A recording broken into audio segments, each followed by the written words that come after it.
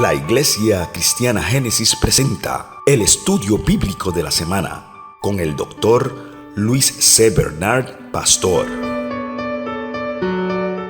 Y hoy estamos en Hebreos 13, ¿no? Muy bien, estamos a punto de acabar esta carta, este libro. Muy bien.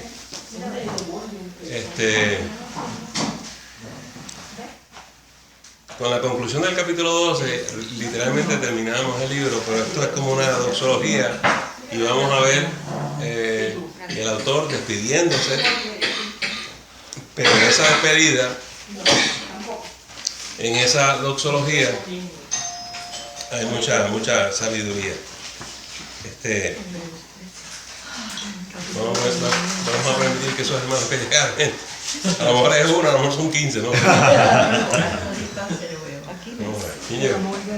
Ah, sí, es uno. Javi.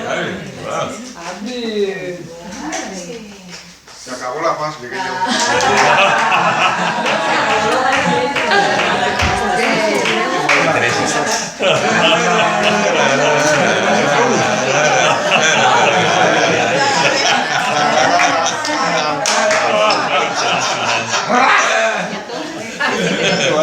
Pero es este.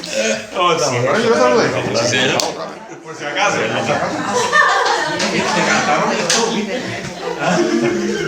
Se cantaron. No te puedes quejar. Por ahí viene también esta niña. ¿Cómo se llama? Y se- Muy bien, vamos a hacer una pequeña oración para nosotros comenzar Hebreos capítulo 3. Padre, en esta noche venimos ante ti en el nombre de Jesús. Te bendecimos, Y Jesús. Señor, en esta noche te traemos a memoria los hermanos y las hermanas que vienen de camino, que pronto se pueden unir a nosotros. Que tu Santo Espíritu, Señor, nos abrace en esta noche, que sepamos más y más de tu gran amor. Bendícenos a nosotros escudriñar las Escrituras y permite, Señor, que tu presencia nos conduzca a toda verdad. Queremos aprender de ti, nos sentamos a tus pies y te pedimos, Espíritu Santo, que tú nos hables en esta noche. Por esto oramos y lo pedimos todo en el nombre de Jesús. Amén. Muy bien. Entonces, el capítulo 13 comienza con esta frase: permanezca el amor fraternal. A ver, para usted entender el amor fraternal, tiene que saber que hay distintos tipos de amor, ¿verdad que sí? En la Biblia se habla mucho del amor ágape. ¿Cuál es el amor ágape? Del Padre. Del Padre. El amor de Dios es el amor incondicional, ¿verdad? Indistintamente que te odien a ti y te desprecien, tú los vas a amar para atrás. ¿Qué es el amor fraternal? En el griego es el filial. ¿Qué es eso? Sí, amistad, la relación. Muy bien. Nosotros podemos amar con amor ágape a nuestro enemigo, pero posiblemente no lo amemos con el amor filial. Porque es tu enemigo, tienes que tener mucho cuidado. O sea, tú no vas a ser el mejor, el enemigo tuyo no puede ser tu mejor amigo. Pero eso no quiere decir que tú vas a maquinar el mal contra esa persona. ¿Sí? Pero el autor nos está diciendo que practiquemos el amor fraternal, porque somos una comunidad de fe, somos una familia, y esos lazos afectivos los tenemos que promover. Hay dos tipos de amor más que no están aquí. El amor eros, donde viene la palabra erótico, es la pasión sexual, la pasión física, ¿no? Cuando alguien nos atrae, ese tipo de cosas. Y está ¿cuál? El storge, que es el de la familia, padre a hijo, madre a hija, ese tipo de cosas, ¿no? Hay distintos tipos de amor, y en la Biblia a veces cuando decimos y hablamos del amor, hay que saber de qué tipo de amor estamos hablando. Todo el mundo usa la palabra amor así, ligeramente, pero todo depende de qué amor estemos hablando, ¿verdad? Muy bien. Pero aquí es el amor fraternal. Permanezca. ¿Qué quiere decir permanecer? Estar siempre. Eso siempre tiene que estar ahí. Son las relaciones filiales nuestras. No puede faltar. No podemos permitir que nadie venga a impedir eso. Eso hay que cultivarlo entre nosotros. ¿Sí? Fíjense ustedes, la cultura moderna dice, yo soy miembro de esa iglesia, pero yo no conozco a nadie allí. ¿Cómo estamos practicando el amor filial si no conocemos a nadie allí? Eso es uno de los grandes problemas con las mega churches, ¿no? Las iglesias grandes, donde hay multitudes. ¿Cómo cultivamos relaciones filiales en un ambiente tan industrializado y comercializado como ese? Porque eso es ir allí a ver un espectáculo. Y cuando se acabó nos vamos. Estuvo tremendo, porque los espectáculos que se montan ahí, por los recursos que tienen, son tremendos. Pero ¿dónde está el amor filial? ¿Lo captaron? Cuando entendemos estos términos, es bueno saber por qué son tan importantes para nosotros. La iglesia cristiana se debe identificar por el amor filial. Punto. Y si no podemos tener amor filial, no estamos permaneciendo en ese amor fraternal. Y estamos cojos. Nos falta algo. Nos falta algo. Eso es lo que pasa a la gente que ve los cultos por la televisión. Yo no tengo que ir a la iglesia el domingo en la mañana porque yo prendo el televisor y veo al evangelista. ¿Dónde está el amor filial? ¿Dónde están las relaciones fraternales aquí? No existen. No existen. Nos ayuda a discernir y hacer un diagnóstico de nuestra vida espiritual, ¿verdad? Hay cosas que parecen que son y no son. Pastor, ¿usted no cree que debido al tiempo en el que nosotros estamos viviendo, con todo este adelanto de la tecnología, ha hecho que ese amor filial haya ido menguando, no sé si usar la palabra sigilosamente, que la iglesia se ha convertido en eso que usted está diciendo? Parte de las profecías de los últimos tiempos es que en los últimos días faltará el afecto natural. Y es un problema serio. No estamos cultivando las relaciones que debemos estar cultivando. Estamos cultivando una sociedad muy fragmentada, muy distanciada, y eso provoca unas reacciones de hostilidad y violencia. La gente no sonríe. La gente no sonríe. Y ahí tenemos todas estas crisis que están pasando hoy en día, ¿no? Tenemos civilizaciones y culturas completas que lo único que hacen es promover odio y muerte. Son culturas y civilizaciones enfermas, disfuncionales. Nosotros tenemos que asegurarnos que en la iglesia nosotros no sea así. Tenemos que cultivar relaciones sanas. Eso pasa en los matrimonios, ¿no? Hay relaciones muy impersonales, ¿verdad? Hay muchos matrimonios hoy en día que es por conveniencia. Hay arreglos que estamos haciendo nosotros, pero nos falta el amor. ¿Ves? Entonces la gente dice, bueno, un arreglito, nos ponemos de acuerdo, somos adultos y decimos, no, ustedes no están entendiendo, esto nos va a afectar a ustedes. Esto nos va a hacer daño. Hay un precio que pagar cuando hacemos ese tipo de transacción, porque es una transacción, ¿verdad?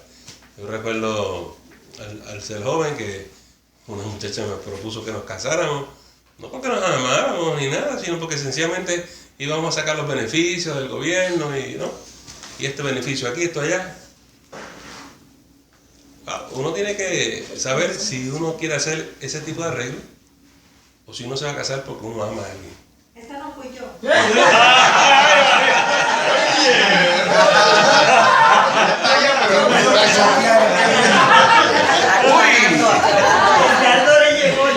Llega a ser muda. Sabemos que está oyendo la palabra. Sí. Habla, hermana, si no las piezas hablan. Está aprendiendo. Y pasa también, por ejemplo, en el ejército, cuando tú tienes un muchacho y una muchacha y se ponen a vivir juntos, porque si hacen eso, si legalmente se casan, el ejército les provee vivienda, les pasa un estipendio para que hagan la compra de la comida y lo demás. Son unos beneficios, ¿verdad? Para las personas casadas en ciertos lugares. Ellos aprovechan de eso. El único problema es que están viviendo juntos, dos seres amados, dos seres humanos que no se aman. Entonces, ¿qué ustedes creen que va a pasar ahí? En algún momento eso explota. En algún momento. Muy bien. Vamos adelante. No os olvidéis de la hospitalidad, porque por ellas algunos sin saberlo hospedaron ángeles. La hospitalidad bíblica en los tiempos de Jesús es una cosa que a veces nosotros en el siglo XXI no entendemos. Cuando Jesús les dijo a los discípulos, se van a predicar y no lleven plata ni alforja, nada. La razón por la cual ellos podían hacer eso en esta época es que había un concepto de la hospitalidad. Estaban los predicadores itinerantes. Y cuando tú ibas a predicar el evangelio en un pueblo, te recibían, te daban hospedaje y te daban comida. Eso es parte de la hospitalidad. Entonces, si eso es así, tú no necesitas dinero, no necesitas bolsa, porque se supone que la gente te reciba y provea para ti. ¿Sí? Y eso es provisión. Si llegas a un lugar y no te abren la puerta y no te reciben, no solamente es rudo, es irrespetuoso y una falta de respeto. Y ahí tú deberías sacudir el polvo de tus pies y seguir. Busca otros lugares donde quedarte. Si no hay paz, si no te reciben, te me vas. Y por eso ellos podían predicar el evangelio por toda aquella región, ¿verdad? Porque a ellos no les iba a faltar nada. Esa era la manera que Dios proveía para ellos. Que en cada pueblo, en cada aldea, iba a haber alguien que los iba a recibir y les iba a proveer. El falso profeta, el falso apóstol es aquel que abusaba de la hospitalidad. Cuando uno lee a Ireneo y Martín, usted ve lo que pasaba en la iglesia primitiva. Las instrucciones son muy interesantes. ¿Por cuánto tiempo usted tiene que ser alguien que dé hospitalidad a un predicador, a un evangelista? 3 días. Lo suficiente para que predique en la iglesia. Y después sigue en su camino. El predicador que se queda en su casa una semana o más, para afuera, no es un hombre de Dios. Está abusando de su hospitalidad. Nosotros tenemos gente así, ¿no? ¿Me puedo quedar en tu casa esta noche? Pasa un mes completo y no se ha ido. ¿Me entiendes? Entonces usted, lo pone un dilema a usted y dice, pues no sé si correrlo de la casa o no. Y, ¿verdad? Pero no, atención, no quiero ser grosero. Pero está abusando de su hospitalidad y de su generosidad. Los padres de la iglesia primitiva decían que esa gente vivían para el vientre. Eran gente que estaban pendientes de las cosas materiales. ¿Sí? No era gente que vivía de fe. Porque el de fe camina creyendo que Dios le va a abrir puertas en otro sitio. No, en nuestro siglo XXI está difícil esto. ¿Cuántos de ustedes le van a abrir las puertas a una persona que ustedes no conocen? Difícil. No es recomendable. Hermano, aún yo conozco 2 casos. Aún a la gente que sí conoce, abrieron la puerta para dejar a alguien entrar. Una amiga del trabajo dejó a una amiga que ya conocía por años a dejarla unos 2 días para una entrevista por acá. Después no quiso ir. Ella le dijo, no, tú tienes que ir. Y la amiga llamó a la policía y dijo, ella me está tratando de sacar de aquí, y me invitó. Y la policía dijo, no, tú no puedes sacarla. Cuando tú la invites por la puerta, es tu responsabilidad. Y es un caso. El otro caso es mi sobrino, que fue a visitar a mi mamá. Y mi hermana no quiso, pero no estaba en la casa. Y dijo, nunca abre la puerta a él. Él vino y aprovechó y tardó meses y meses para sacarlo de la casa, sí, por la ley. Sí, wow. Sí, pero el remedio a eso es que usted ponga los términos de un principio. Sí, te puedes quedar un día, te puedes quedar 2, 3, no más de eso. Y esos son los acuerdos. ¿Estamos de acuerdo? Sí. Y ahí uno puede decir, sí, no, esto fue el acuerdo y violaron los acuerdos. Pero a eso a veces, aunque hagan los acuerdos, a mí me pasó en Miami, y fue a través de la iglesia que la líder mía me pidió que la dejara en la casa. Y yo le dije, pues está bien, estábamos empezando noviembre, te puedes quedar, pero mis hijos vienen en diciembre. Y me dijo, no, yo de aquí a allá ya yo tengo mi espacio. Y después para sacarla me pasó eso, que la policía no me dejó sacarla, tenía que darle 6 meses, suerte que tuve suerte y la líder se hizo cargo. Pero en Miami no lo puedes, si están 30 días en su casa, ya la ley no le permite a usted que Si saque. están, si están 30 días, yo no dije 30, yo dije a lo más 3. Los 3 días que usted le da, ellos siguen. Si usted le permite quedarse en su casa más de 30 días, en esencia tienen residencia. Viven ahí. Pues yo no sabía eso. Sí. Ahora lo sabe, Silva, ahora lo sabe. Sí. Tarde pero seguro. Si no, se lo llevan a la señora. ¿Cómo es el programa ese de casos de la vida real? Caso cerrado.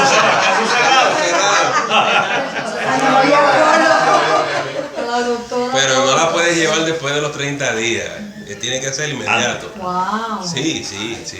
Por eso es que si usted tiene temor en actuar con este tipo de personas, usted va a tener una dificultad increíble. Y después la ley los protege. ¿Está bien? Ni firmando un contrato o algo así. Ay, pero ¿quién va a hacer eso? Ya. Bueno, se supone que si hay unos lazos afectivos, amistad, familia. Ay, a ver, No se puede fírmale aquí que mover. te vas en 3 días. Claro que sí. Pero a ver, fírmale aquí que te vas en 3 días. Algunos. Suegra, fírmele. Todavía en algunas de nuestras iglesias se acostumbra a traer los misioneros y uno los hospeda, ¿verdad? Cuando una iglesia en una campaña, uno hospeda al predicador. Hacíamos eso. Y yo quiero que usted sepa que hay experiencias positivas, pero hay experiencias negativas. Hay de los dos, ¿está bien? Y está el que se quedó una semana y fue una estadía placentera y una gran bendición. Sí. Pero está aquel que vino y por poco vuelven a uno loco, ¿eh? Y es así. Los padres apostólicos, los padres de la iglesia primitiva nos enseñaban a distinguir quién es la persona a quien nosotros podemos volver a invitar y quién no, por estas actitudes. Sí. Por estas actitudes. ¿Sí? Muy bien. Bienvenidas nuestras hermanas esta noche.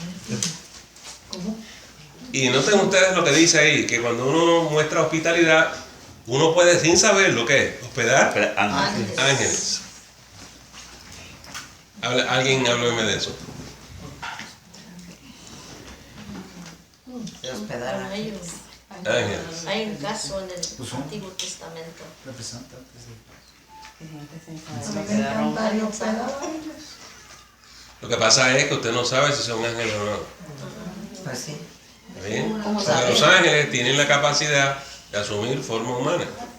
Pero en el Antiguo Testamento, como dice Débora, en el Antiguo Testamento eso ocurría bastante, frecuentemente, por el concepto de la hospitalidad.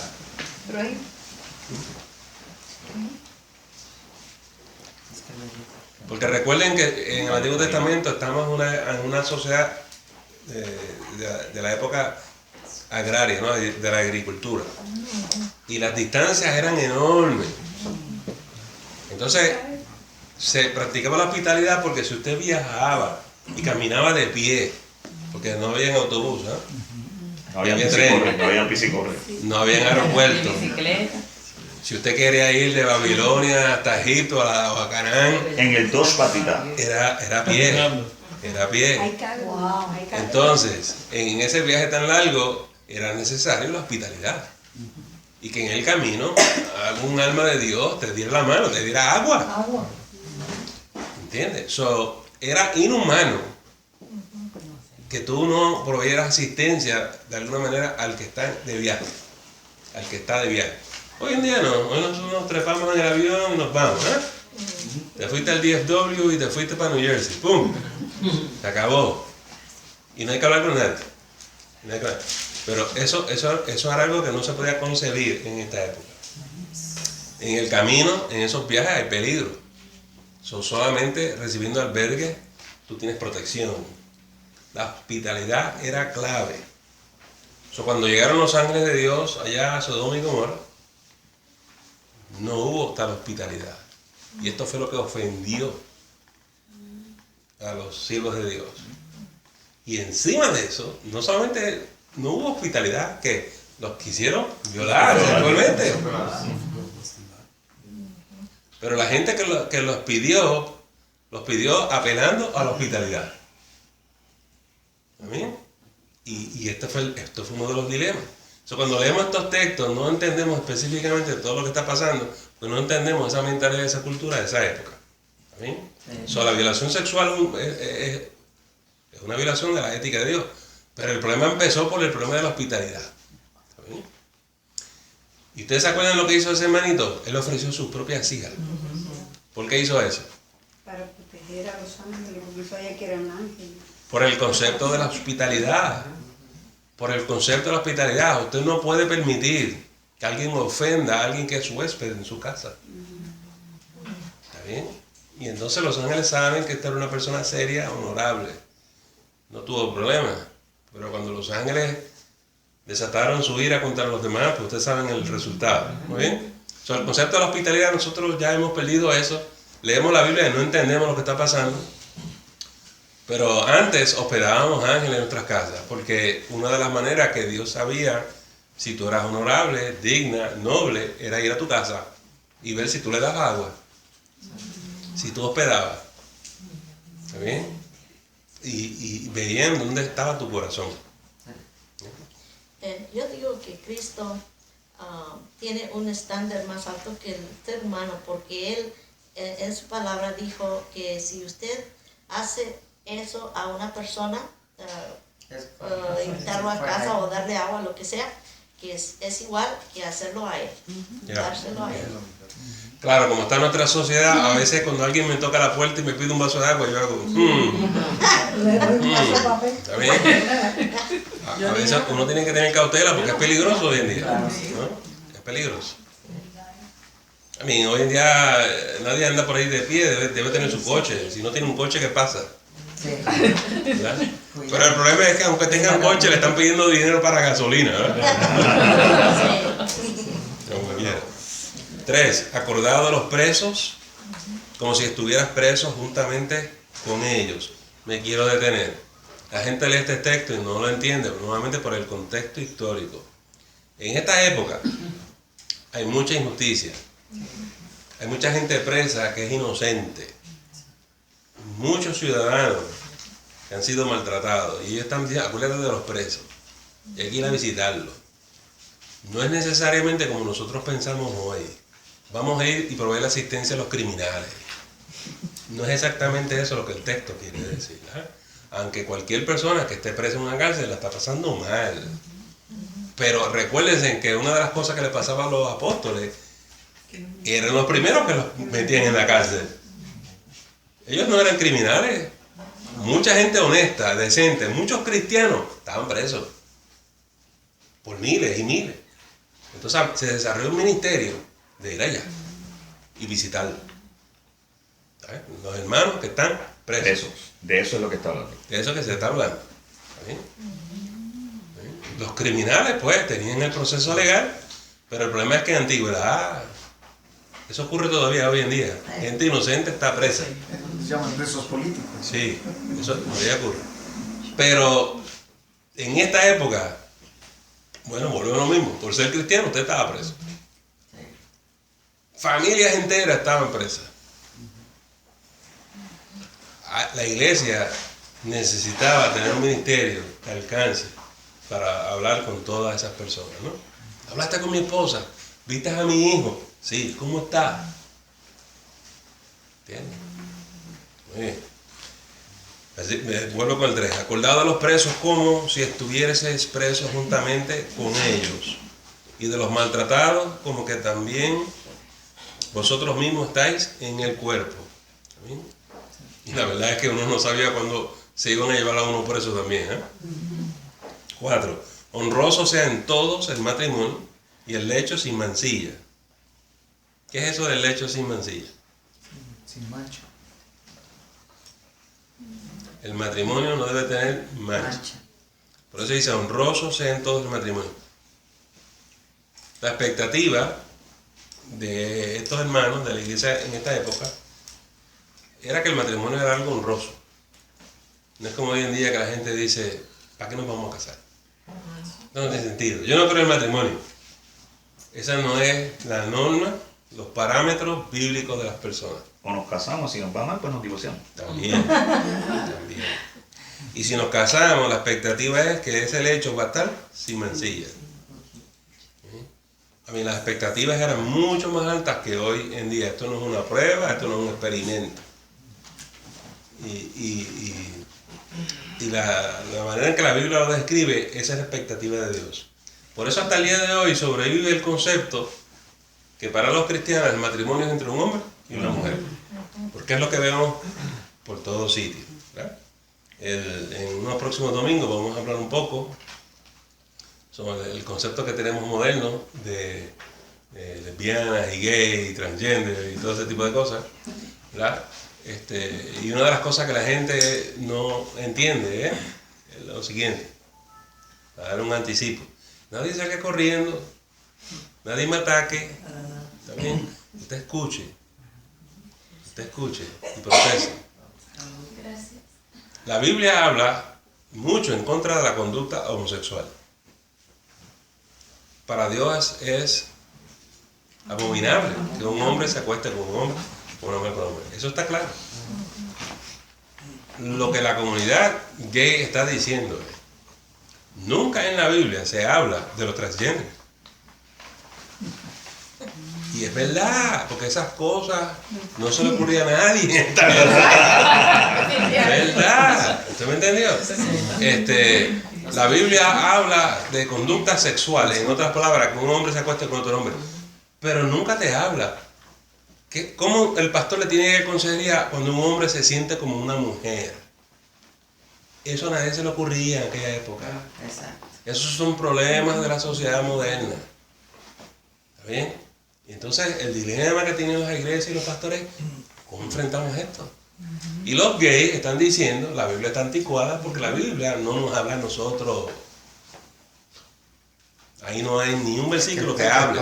Y pastor, tanto en el Viejo Testamento como en el Nuevo Testamento habla de la homosexualidad. De la conducta sexual, pero no de la identidad, la orientación, género, nada. ¿Está bien? Por ejemplo, habla de la conducta sexual. Una mujer no debe acostarse con una mujer, un hombre no debe. Pero ¿dónde la Biblia habla del matrimonio gay? Eso no se contemplaba. ¿Está bien? Estas son situaciones extra bíblicas. Lo que nosotros tenemos que hacer es usar las normas bíblicas y ver cómo se aplica aquí. ¿Está bien? Una de las cosas que yo quiero enseñar en mi iglesia es eso, porque por ejemplo, si la Biblia dice que está prohibido tener relaciones sexuales entre un hombre y otro hombre, entonces está difícil que nosotros aprobemos el matrimonio homosexual. Porque si dos hombres se casan, ¿qué es lo que van a hacer? Tener conducta sexual, que está prohibido. ¿Entendió la lógica? Y la secuencia. Cae, pero usted tiene que saber cómo conectarlo. Pero lo que hacen muchos cristianos es empezar a insultar. Y ellos no lo van a escuchar porque los cristianos no tenemos argumentos razonables. ¿Bien? ¿Cómo es posible que dos mujeres se casen y no tengan conducta sexual? No, tan pronto estas dos empiezan a tener algún acto sexual, violaron la palabra de Dios. ¿Y crees que pueda llegar el momento en que empiece a haber demandas contra las iglesias porque no casan a homosexuales? No lo pueden hacer en estos momentos por la separación de iglesia y Estado. Pero están fuertes, es mucha la presión. Mucha la presión. Es mucha la presión. Ok. No funda el pánico. ¿Estamos bien? ¿Estamos claros? Vayan a la plática. ¿Cuándo es? El 26. Que vamos a hablar de los baños y quién puede entrar, ¿verdad? Antes no había baño. Era de baja que el palo. Sí.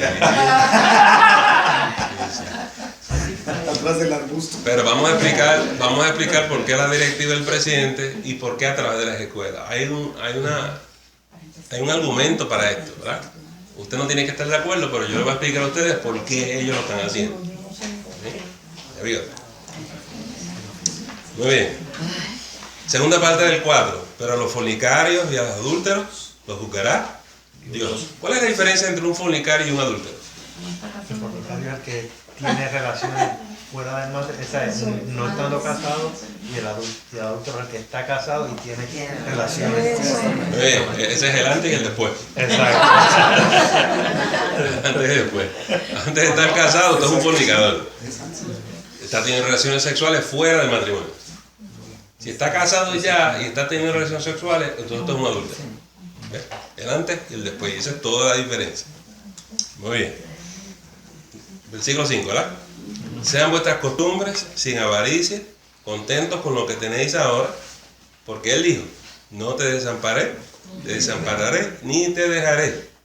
Lo voy a detener ahí. Contentos con lo que tenemos ahora. Pues si yo no estoy contento con lo que tengo ahora. Si tengo un coche de 4 cilindros, quiero uno de 6. Si tengo uno de 6, quiero de 8. Ahí está la avaricia. Uno quiere más, más y más. ¿Cuál es el problema bíblico con eso? Porque la gente dice, ¿qué de malo? Si es que ¿por qué él puede comprar de 8 cilindros y yo no? ¿Cuál es el problema? ¿Cuál es el problema bíblico ahí?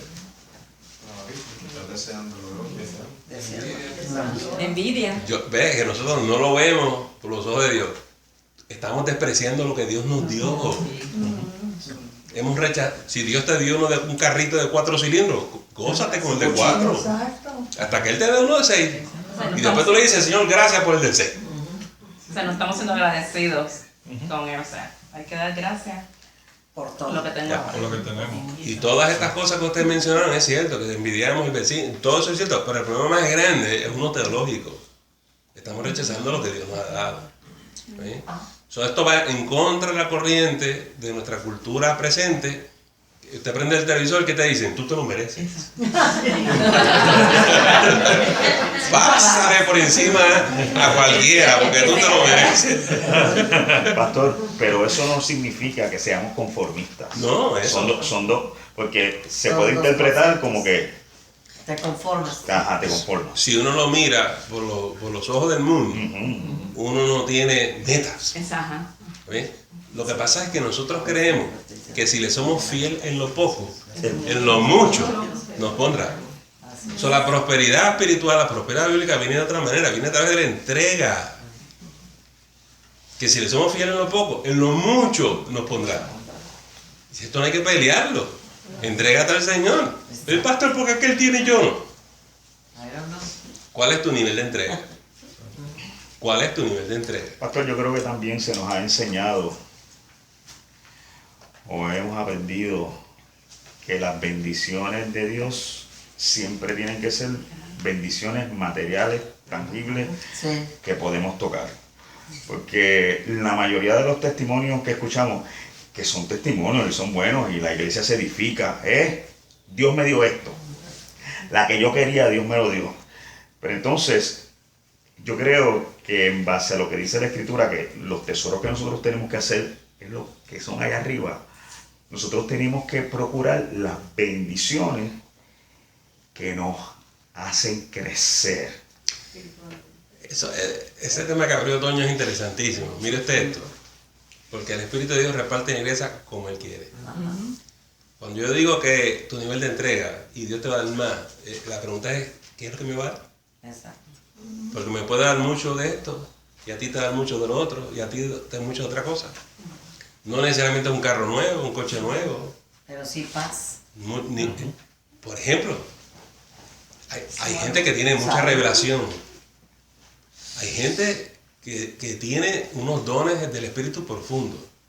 Hay gente que han sido enriquecidos con la adoración. No necesariamente Dios le va a dar mucho materialmente hablando, pero le puede dar mucho y lo va a enriquecer mucho en otras cosas. ¿Por qué Dios escoge darle casa grande a ella y al otro no?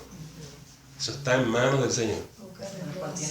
Pero te dio, ¿verdad? Y no te compares con los otros, porque unos son ojos, otros son codos y otros son pies. Y todos tenemos nuestra belleza y todos hemos sido enriquecidos de una manera u otra. ¿Verdad? Lo que pasa es que entonces empezamos a decir, yo no quiero ser codo, yo quiero ser rodilla.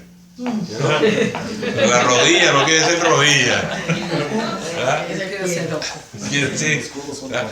Y volvemos al problema de que no somos conformes con lo que Dios nos ha dado. Eso tiene que ver también, como yo decía a la hermana Ruth la semana pasada, muchas veces somos inconformes con lo que tenemos porque no nos comparamos con el que tiene más, pero no miramos el que está debajo de nosotros, porque si miramos el que está debajo de nosotros, tenemos que darle más que gracias a Dios.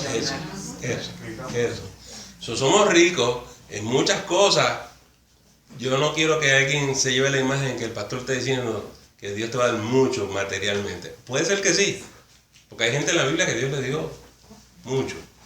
Pero mi experiencia es que Dios nos enriquece de diferentes maneras. Hay gente que tiene una riqueza profunda en la oración, ¿no? Todos oramos. Pero hay gente que es rica en la fe. Es una fe increíble. No tiene un centavo, pero tiene una fe poderosa. ¿Me entendió? Ahí es que está su tesoro. Y a todos nosotros Dios nos va a dar algo. A todos nosotros. Lo que pasa es que no nos agrada lo que nos dijeron, no lo apreciamos, no lo valorizamos. ¿Eh? Y ahí es que entra el dilema. Pero Dios nos enriquece a todos. Y hay veces que no nos damos cuenta cuando nos da. Y ahí que viene el pensar, no quiero esto, pero se nos olvida de que Él fue el que nos dio. Eso. Tiene que no nos damos de cuenta que fue Él que nos dio. Eso. Y Dios nos va a dar lo que nos conviene a nosotros. ¿Verdad? Y si alguien tiene una queja, quéjese con el jefe, no conmigo. Pues yo nada tengo que ver con eso. A uno les dio una cosa, a otro les dio otra. Pero nos vamos a gozar con todo lo que Dios nos ha dado. Eso dice aquí, vuelvo a leer el 5, pero voy para el 6. Sean vuestras costumbres sin avaricia, contentos con lo que tenéis ahora, porque Él dijo, no te desampararé, ni te dejaré. De manera que podemos decir confiadamente, el Señor es mi ayudador, no temeré lo que me pueda hacer el hombre. Como Dios es el que está contigo y te acompaña y es tu ayudador, no te tienes que preocupar porque Él es quien suple tus necesidades conforme a sus riquezas en gloria. ¿Oyeron? No hay que agitarse. Por eso Jesús dice, no os afanéis. No te va a faltar nada. ¿Verdad? Pero nos afanamos, como quiera nos afanamos. Nos afanamos. Y el problema es que nos vamos al desenfreno del mundo. Porque el mundo dice que tienes que ser billonario como Donald Trump. Si no eres millonario como Donald Trump, no eres feliz, no tienes paz. ¿Me entiendes? Y eso no es. Pastor, tal vez volvamos otra vez a entrar en el tema de los judaizantes y la cosa. Pero yo estaba hablando con una servita los otros días que me decía, yo me quedé por una persona que lleva bastante tiempo en el Evangelio, pero todas estas vientos de doctrina que tal vez lo que diga sea pesado, pero que lo que nos satisface es esto, nos lleva a pensar como ella estaba pensando. Ella me decía que había que seguir la fiesta judía porque ella quería la prosperidad de los judíos. Ser próspero como los judíos. Pero cuando uno analiza a los judíos o al pueblo de Israel o a todos los que vengan de Israel, no todos los judíos tienen billetes. Es como Puerto Rico, es como Estados Unidos. Hay gente clase alta, hay gente clase media, hay gente clase media o hay gente pobre. Entonces, porque tú celebres una fiesta judía, porque la prosperidad viene de los judíos, no quiere decir que tú te vas a saltar de dinero. Entonces, este único concepto, volvemos otra vez, de que la bendición y la prosperidad tiene que ser material, porque eso es lo que nos han estado vendiendo durante casi 20, 30 años, cuando surgió todo este movimiento de prosperidad, y entonces enlazamos una cosa con la otra para enriquecernos nosotros y para que la bendición sea para lo que está aquí. Para lo que está aquí. Ok, so vamos a hablar un poquito de eso. Porque Toño tiene razón, aquí hay una confusión profunda. Miren, es cierto que hay judíos que se han enriquecido en lo material, eso sí. Pero vamos a hablar como pueblo.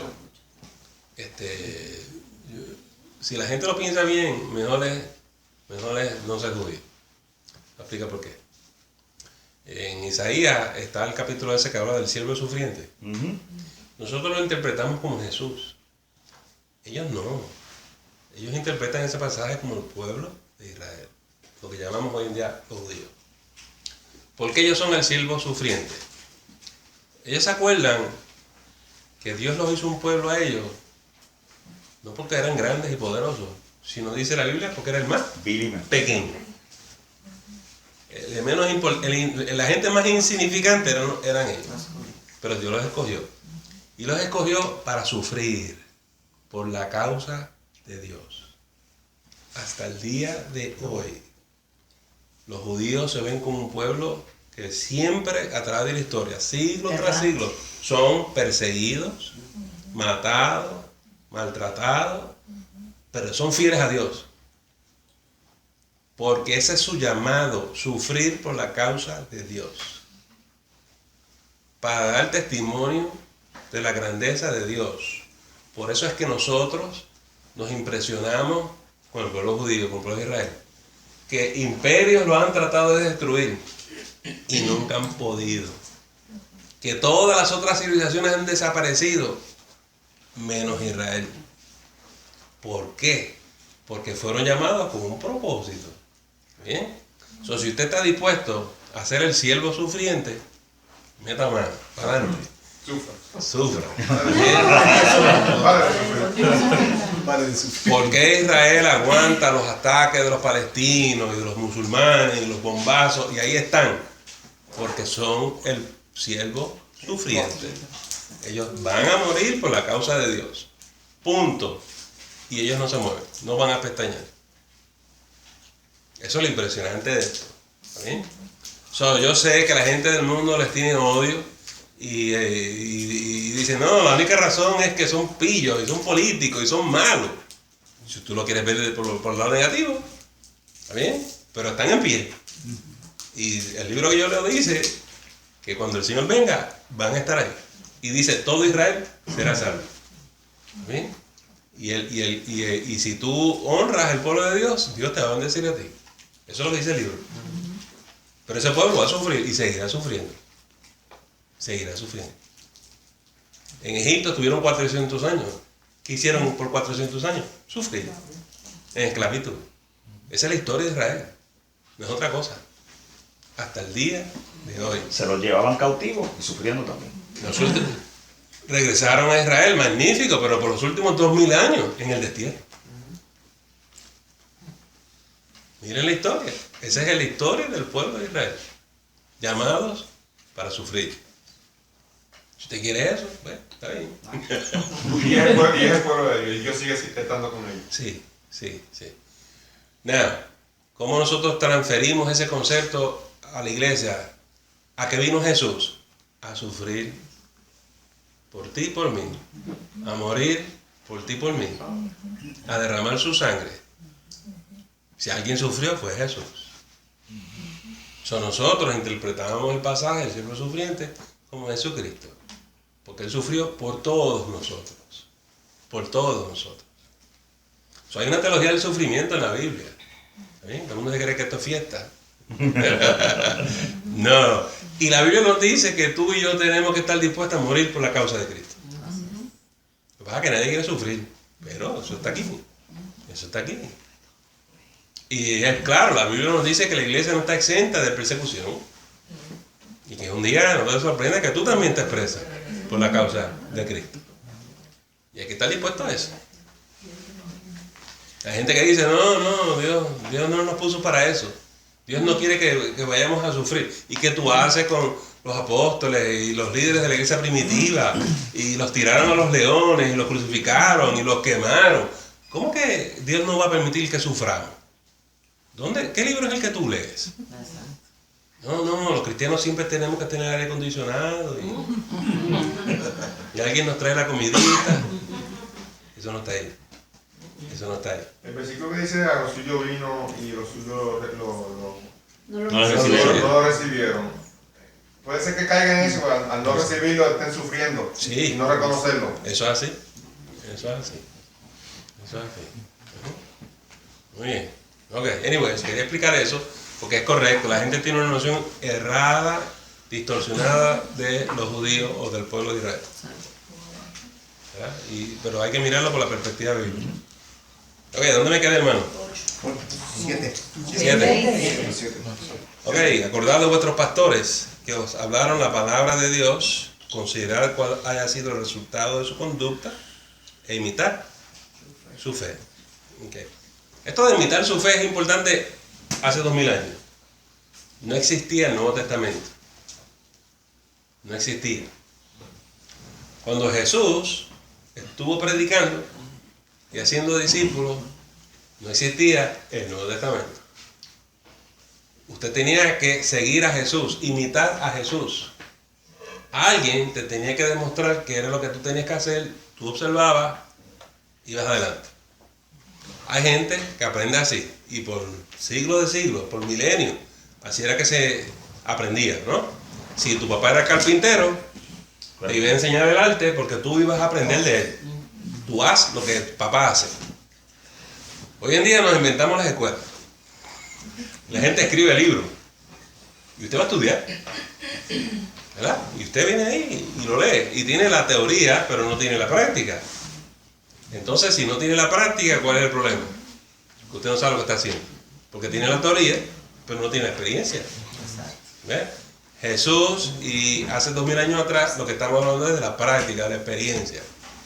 ¿Ves? Y la única manera que usted aprendía a ser un cristiano era imitando. Pablo decía, imítenme a mí como yo de Jesucristo. Como yo de Jesucristo. Ese es el proceso de adiestrar a los discípulos. Nadie le entregaba, toma, léete el manual. No hay ningún manual. Vete a la librería cristiana y cómprate este libro. No hay ninguna librería cristiana. Ninguna. Usted se iba de rodillas, dependía del Espíritu Santo y su maestro, su guía espiritual. Es decir, no hay películas, no hay videos. Como la gente dice hoy, yo tengo todos los videos. No hay un video. No hay un video. Punto oral, doblar la rodilla. Y con Dios. Pastor, lo irónico es que para esa época había una cosecha de mejores cristianos que los que ahora. Porque tenemos más conocimiento, tenemos más estrategia, pero cada vez como que nos alejamos más de este concepto y de este estilo de vida que vivían esta gente. Ya. Lo que nosotros hemos llegado a entender es lo siguiente. Nosotros tenemos muchas distracciones. Y antes, en esa época, había más tiempo para tener comunión con Dios. Y la profundidad espiritual era mayor. Pero nosotros ahora ni con un coche, no tenemos tiempo. Ahí nos montamos con prisa y regresamos con prisa porque apenas nos da el tiempo. Con todos estos avances tecnológicos no hemos resuelto, no tenemos tiempo para orar. O cuando sacamos el tiempo para orar estamos tan cansados, tan agotados. Sí, ¿entiendes? Pero en esta época tú ibas a trabajar al campo y allí hablabas con Dios. Piensen a David, que era un pastor de ovejas y se sentaba a contemplar la grandeza de Dios. Pues eso para nosotros hoy en día es un lujo. Eso es un lujo porque nosotros no tenemos tiempo. Antes había más fidelidad a Dios. Ahora nos distraemos por cualquier cosa. Y no hay el mismo compromiso. No hay el mismo compromiso. Entonces se nos hace difícil discipular porque la gente está cansada, no da tiempo. ¿Verdad? Llegar a tiempo a la escuela bíblica es un problema, es un reto profundo. ¿Verdad? Porque la gente dice, ay, yo llego al culto. Yo me levanto toda la semana temprano. Ese es un picor y quesito que tengo. La tecnología también nos mantiene bien ocupados. Sí. Pero entonces para llegar al culto dicen, yo sé que empieza a las 10:30, pero si llego a las 11 está bien. ¿Me entiendes? Lo importante es la predicación. De alguna manera nosotros tenemos que crear conciencia que tenemos que cultivar nuestra relación con Dios, cultivar nuestra vida espiritual. El nivel de entrega nuestro es crítico. Esta gente en esa época tenía el tiempo disponible. Usted y yo no tenemos tiempo. No tenemos tiempo. ¿Sí? Y yo no estoy diciendo que no trabajaban arduamente, pero el ritmo de vida no era tan acelerado como lo es hoy.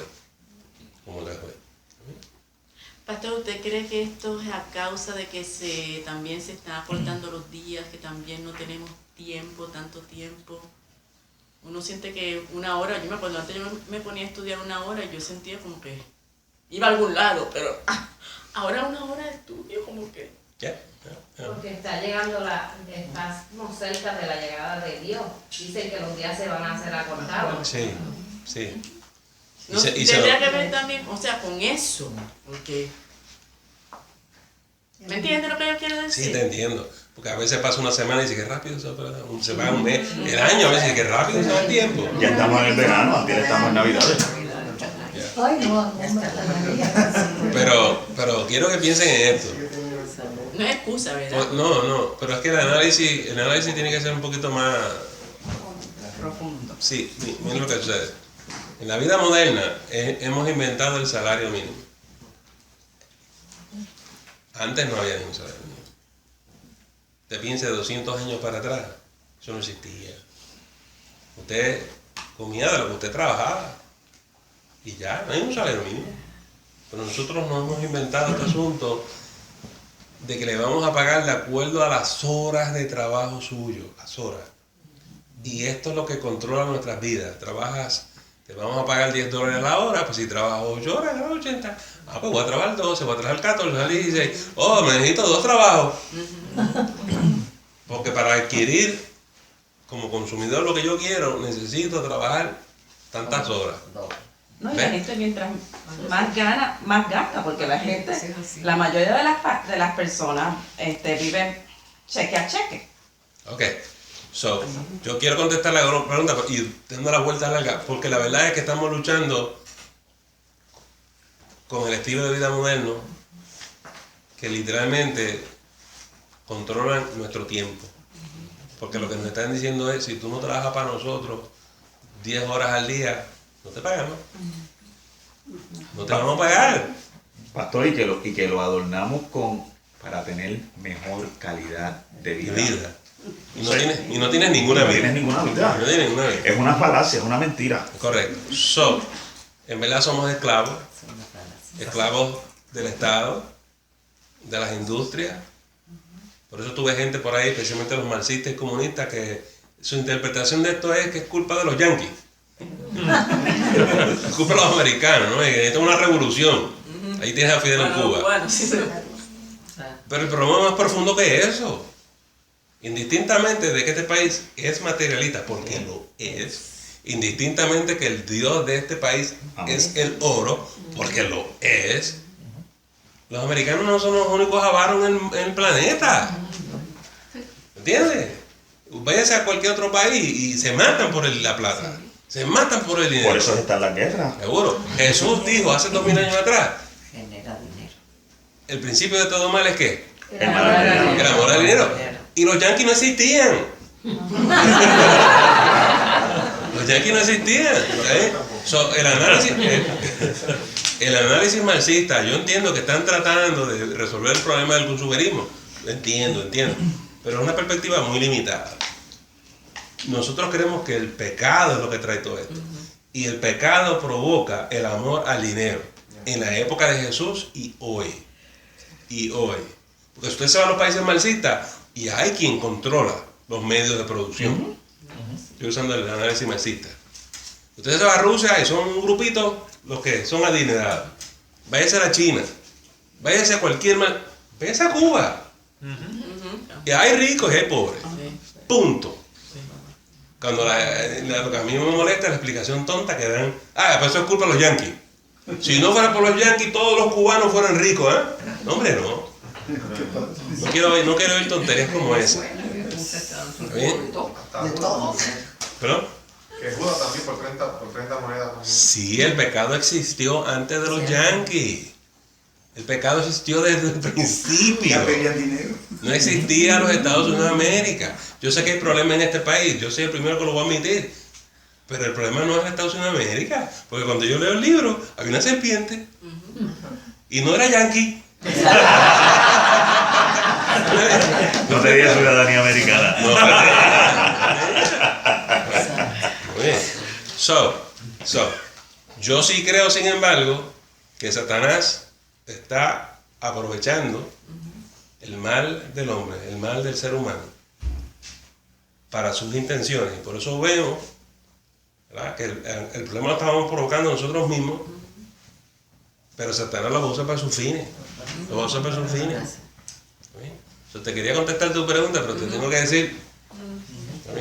O por ejemplo, el país está mal. Yo sé que el país está mal, pero ¿de quién es la culpa? De nosotros. Si nosotros elegimos los líderes políticos corruptos que tenemos. Y la gente dice, pues ¿con quién voy a votar? Hillary es una pilla, una criminal, pero Trump es un jacita. Los escogimos nosotros. Los demócratas escogieron a la hermanita y los republicanos escogieron al hermanito. Y ahora a nadie le gusta. ¿Eh? Ah, no, yo no voto porque... Entonces, las elecciones... El no votar tiene consecuencias. Y también el no votar tiene consecuencias. ¿Cómo fue? El no votar tiene consecuencias. Es que como quieras algo.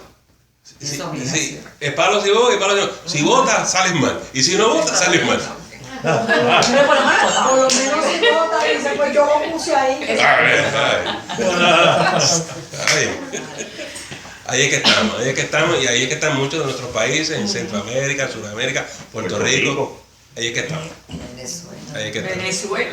Venezuela, eso es triste. Ok, vamos al versículo.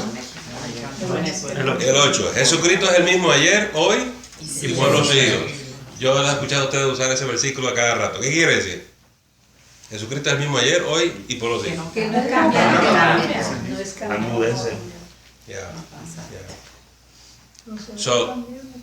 Podemos depender de Él.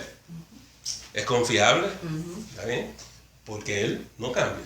No, el amor de Dios es eterno. Nos sigue amando. ¿Está bien? Nosotros tenemos altas y bajas. Hay días que amamos, hay días que no. Hay días que decimos, no tengo fuerza, mano. Bueno, pero Dios nos va a amar siempre. Interesante, ¿no? Siempre. A ver, Dios es consistente, nosotros no somos consistentes. 9. No os dejéis llevar de doctrinas diversas y extrañas, porque buena cosa es afirmar el corazón con la gracia, no con viandas, que nunca aprovecharon a los que se han ocupado de ellas. ¿Qué son las viandas aquí? La comida. Esto es para mí, esto es para mí. ¿Está bien? O sea, el problema que tenemos aquí en la iglesia de los hebreos, en la comunidad, es los falsos maestros que están enseñando falsas doctrinas. Entre ellos los judaizantes, ¿no? Los judaizantes que quieren arrastrar a los cristianos al judaísmo. Que ellos regresen al judaísmo. Y vienen a enseñar a esta gente, le dicen a ellos, te tienes que circuncidar. No puedes hacer esto, no puedes vestir así. Y la cristiandad entre los gentiles decidió, no vamos a ser judíos. Y el pleito fue grande, la bronca fue grande. Pero usted y yo somos de los cristianos gentiles. Todavía tenemos judaizantes en medio de la iglesia que quieren traer las prácticas de los judíos. Que es lindo, que es bonito, ok, pero yo no quiero ser judío. Yo soy un cristiano.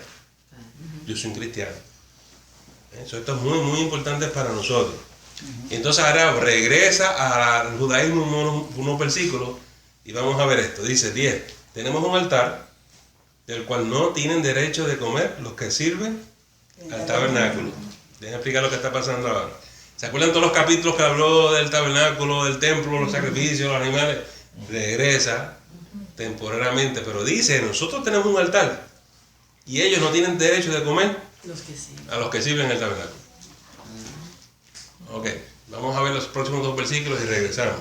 11. Porque los cuerpos de aquellos animales cuya sangre a causa del pecado es introducida en el santuario por el sumo sacerdote, esos cuerpos de esos animales son quemados fuera del campamento.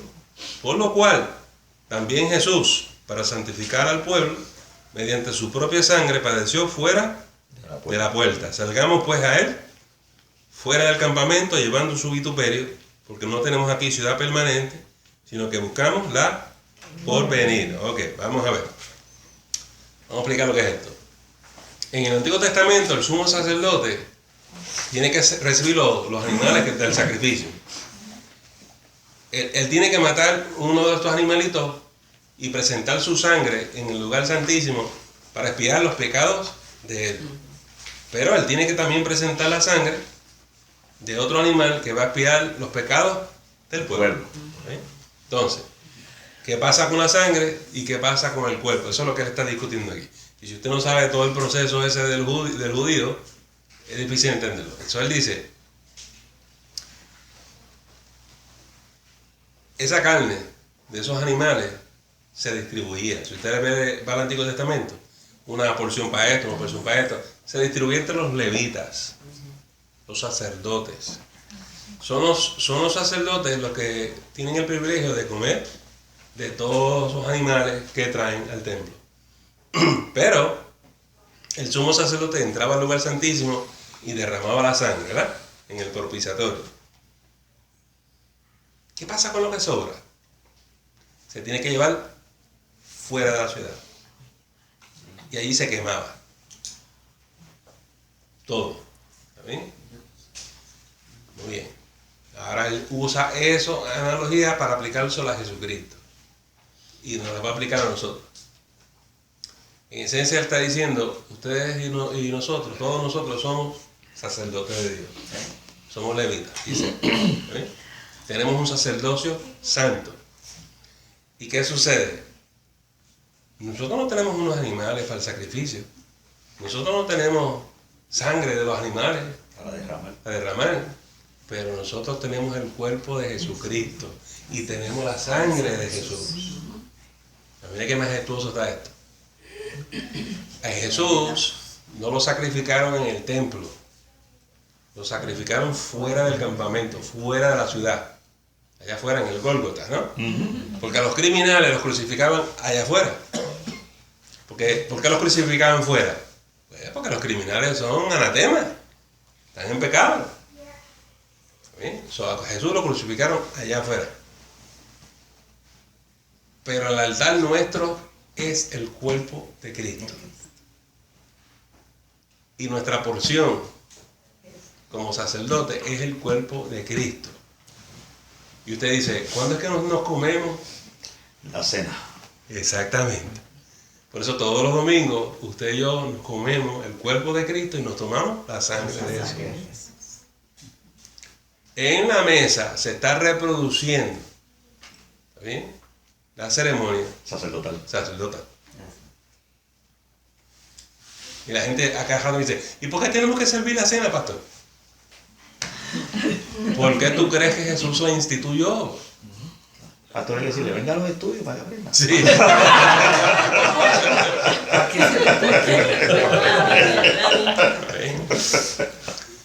Ahí es que estriba la riqueza teológica de la mesa, de la comunión. ¿Bien? Y la gente dice, pon un poquito de jugo. No, usted y yo nos alimentamos de Cristo. Él es nuestro sostén y nuestra fortaleza. Que era de lo que se alimentaban los sumos sacerdotes y todo el cuerpo, la tribu de Leví, que servían en el tabernáculo. Exacto. Lo único es que nuestro alimento es un alimento espiritual. Pero Dios está constantemente supliendo todo lo que nosotros necesitamos.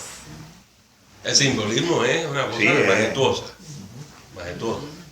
Y que los levitas llegaron a corromper ese acto, porque cuando miramos a Samuel que está allá con Elí, los hijos de Leví eran terribles. Y eso sigue por ahí para abajo, viendo la corrupción de los levitas de ese acto que es lo que nos lleva hasta el día de hoy. Con Jesús. Si nosotros dejaríamos de celebrar la mesa, ¿qué estamos en efecto haciendo? Quedándonos flaquitos. No queremos que Dios siga proveyendo para nosotros. No, yo voy a celebrarlo. No lo voy a celebrar.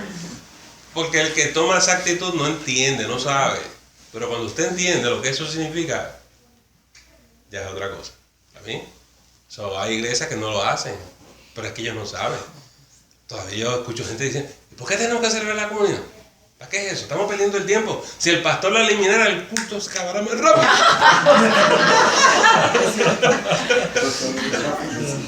Pero volvemos otra vez, pastor, a lo que hablábamos hace un ratito atrás. Como esto se ha convertido en un negocio, como esto se ha convertido más satisfacer las necesidades emocionales y carnales de la gente, pues eso lo empezamos a obviar para que entonces tengamos más adeptos y tengamos más chavitos. Eso. Yo imagino que esas megas iglesias no dan Santa Cena, ¿verdad? Pues tienen que hacer la panadería son miles y miles. Pues ellos lo hacen en un culto especial. Sí, hay ocasiones. Sí, hay iglesias bien grandes que dan, sí. Bueno, yo me acuerdo. cuando llegamos a Harvest. Cuando llegamos a Harvest, del tamaño que está ahora, ellos daban Santa Cena. Sí. Ahora yo no sé, pero cuando nosotros íbamos, se llenaba, aquella iglesia se llenaba. Santa Cena. Que el problema, yo entiendo, es que eso se vuelva como un ritual vano, vacío, sin significado. Ese es el problema. Ya. Y por eso hay que explicar, hay que enseñar, hay que educar. Muy bien, ¿dónde me quedé? Estoy tratando de terminar este capítulo. El 15. Así que ofrezcamos siempre a Dios, por medio de Él, sacrificio de alabanza, es decir, fruto de labios que confiesan su nombre. Ofrezcamos siempre a Dios, por medio de Él, sacrificio de alabanza, ¿no? Fruto de labios que confiesan su nombre. ¿Qué ustedes creen de eso de sacrificar la alabanza?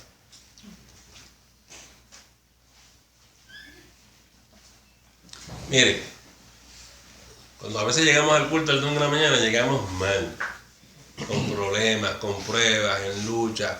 A veces estamos atravesando un desierto y decimos, ay, voy a llegar allí, entonces los hermanos me van a obligar a que me ponga en pie y que cante. Yo no tengo ganas para eso.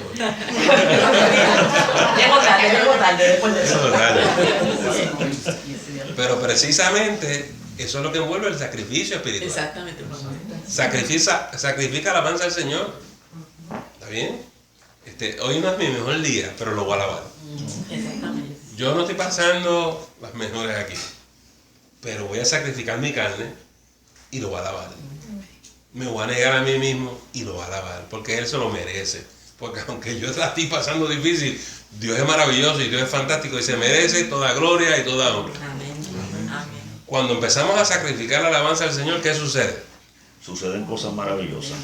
Suceden milagros preciosos, ¿no? Dios te habla, Dios te toca, Dios te fortalece, Dios te sostiene. Porque créeme que cuando tú vas a un sacrificio para el Señor, Dios te va a honrar. Las cargas se van, se Sí. levantan. Mira, pastor, yo voy a relatar cuando a mí... Yo tuve un nervio pinchado. Eso es un dolor horrible. Yo no se lo deseo a nadie. Yo me levantaba a veces gritando del dolor. Yo estaba con dolor prácticamente 24/7. Y yo me tenía que levantar como a las 3 de la mañana para que cuando yo tuviera que levantar a Valesca para ir a la escuela, como a las 6 y algo, yo pudiera estar un poquito en mejor condición para poder atenderla. Y yo me levantaba y yo tenía que empezar a subir ese brazo porque era de este lado. Y era un dolor. Y en medio de ese dolor yo alababa a Dios. Y yo caminaba y yo alababa. No era que se me quitaba el dolor. Pero yo veía como Dios me sostenía. Y la Biblia nos dice que demos gracias al Señor en todo tiempo. Y ese sacrificio de alabanza a veces no lo entendemos. Y espero que no me malinterprete lo que voy a decir. Pero hay gente que no ha entendido esto y llega a la iglesia para llamar la atención. Ay, mira de mí, pobre de mí, por favor, mire, yo necesito tanto. Mire cómo se llama el culto del domingo de la mañana, el culto de adoración. Y no te vamos a adorar a ti. Tú no eres la estrella y no tenemos que pasar tiempo contigo. Nosotros venimos aquí ¿a qué? A hacer sacrificio de alabanza. Aquí la estrella es Jesús. Y no damos el tiempo a Él. No me voy a decir, ay, que pastor frío, no se preocupa por la gente. No, eso no es lo que yo quiero decir. Yo lo que quiero decir que el tiempo de alabar a Dios es el tiempo de alabar a Dios. Así. Y toda esa gente que nos quiere distraer de estas cosas. Bueno, a veces es el diablo, ¿no? Sí. Pero, como nos pasa a veces también, pues, las madres están preparándose para la iglesia, están vistiendo a los niños y de momento los niños se portan Poison. Yo he tenido hermanas que a veces me dicen, pastor, no pude llegar porque la hija mía. ¿Está bien? Y te sacan de la carne, del espíritu y te llevaron a la carne, ¿verdad que sí? Pero lo que hay que hacer es guerra espiritual y decir, sí, porque a veces es el diablito que te crea una situación para que tú no vayas a la iglesia a adorar. Dices, no, yo voy a alabarle como quiera. Así llegue tarde. Y no es fácil tampoco, pastor, especialmente los adoradores que están al frente. Hay veces que vamos con carga para empezar a, wow, ¿cómo lo hago? Yo pongo esta carga encima ahora mismo. Sí. No es fácil, porque uno está peleando con el espíritu y la carne. Y no es fácil estar allá arriba, o sea, que muchos lo vemos, estamos allá arriba cantando que es bueno, pero no saben lo que hay aquí y aquí, uno peleando con la carne. Mire, pastor. Entre más adelante son los más cargados. En esos momentos que yo estaba así, había una parte que yo tenía que salir de la escuela de mariachi, que yo tenía que virar mi cuello y yo no podía virar mi cuello para ver si venían carros. Y yo decía, Señor, tú sabes que yo no puedo virar mi cuello, por favor, ayúdame. Pero mira, ese sacrificio de alabanza, a pesar de que no me quitaba el dolor, traía otras cosas. Traía, Dios me protegió. No nos pasó nada nunca en el carro. Con el dolor que yo iba guiando, yo iba a 40 minutos ida y vuelta. Entonces, eso sí. Eso. Bueno, por eso es que hacemos un sacrificio. A Priscila lo hicieron cuando estaban presos. Tú tienes que sacrificar. Hay que sacrificar. Y usando el ejemplo que puso de Harvey, a veces los hermanos critican demasiado a los músicos, a los que cantan. Déjame decirle algo. Cuando usted se prepara el domingo para darle al Señor lo mejor, pasan cosas. Hay resistencia, hay obstáculos, a veces el enemigo te ataca. A veces en los ensayos no viene la gente que tiene que venir. A veces los músicos, qué sé yo lo que les pasa. Y con todo y eso, llegan allí domingo en la mañana y hacen sacrificio de alabanza al Señor. Y Dios honra. Entonces a veces cuando todo salió mal durante toda la semana, el domingo queda glorioso. Me dice, yo no sé, pastor, porque así no fui ensayando. Dios estuvo con nosotros, ciertamente, porque fuimos a alabar a Dios. Y eso es todo lo que yo espero, que nosotros entendamos eso. Vamos a poner las manos del Señor. Y contra tormenta y tempestad, vamos a perseverar y vamos a dar al Señor lo mejor. Vamos a hacer lo mejor. Y vamos a evitar tratar de criticarnos, porque cada cual está tratando de servir al Señor. ¿Está bien? Para evitar que nos estemos tirando piedras los unos a los otros. Si esa hermana llegó allí el domingo para hacer el sacrificio de alabanza, honra eso, reconócelo. Hermana, gloria a Dios que usted está aquí esta noche.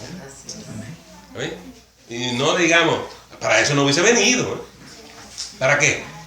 Si no va a cantar bien, no venga.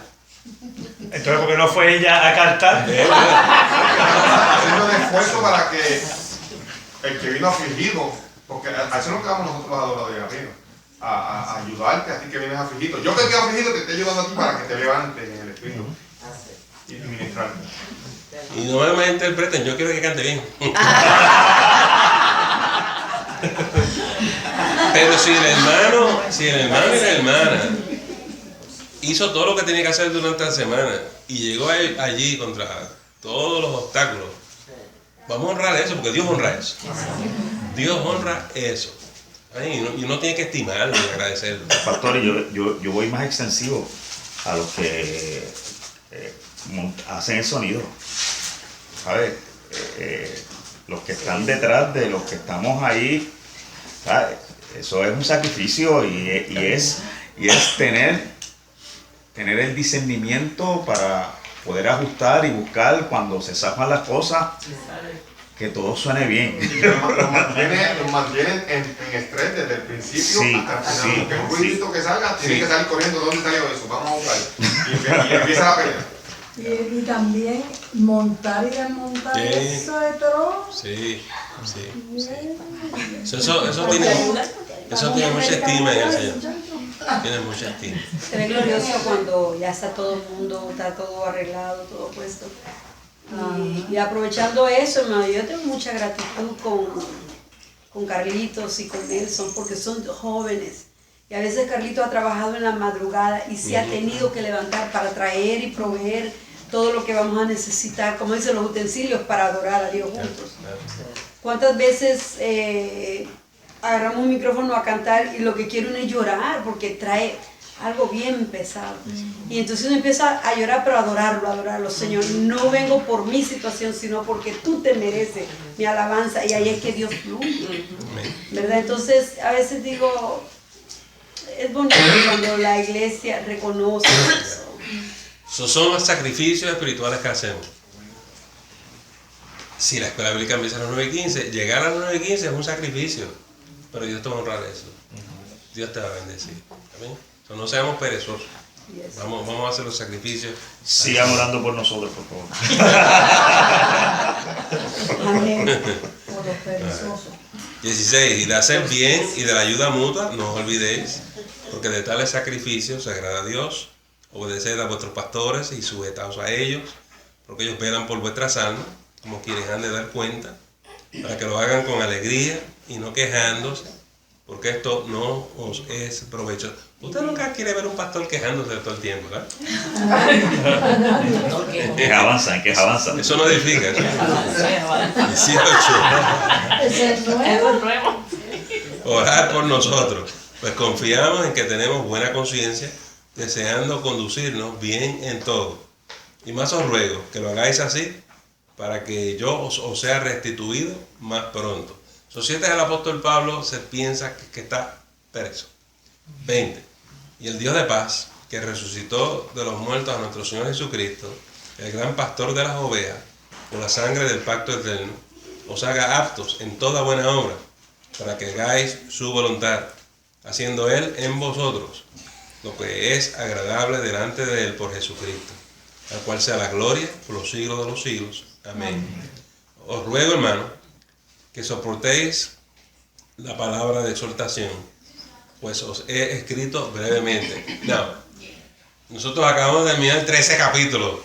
Para nosotros esto no es breve. Pero dice el hermano que esto es breve, una exhortación breve. 23.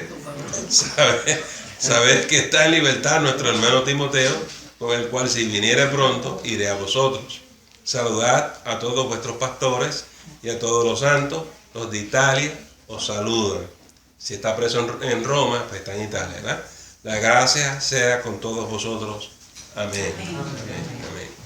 Muy bien, hemos terminado la carta de los Hebreos. Así que vamos a ver si hay algún comentario o una última pregunta antes que demos por concluir el estudio bíblico. ¿Estamos bien? Vamos a estar protegidos. Gracias por escucharnos y te esperamos en la próxima edición del Estudio Bíblico de la Semana. Que Dios te bendiga.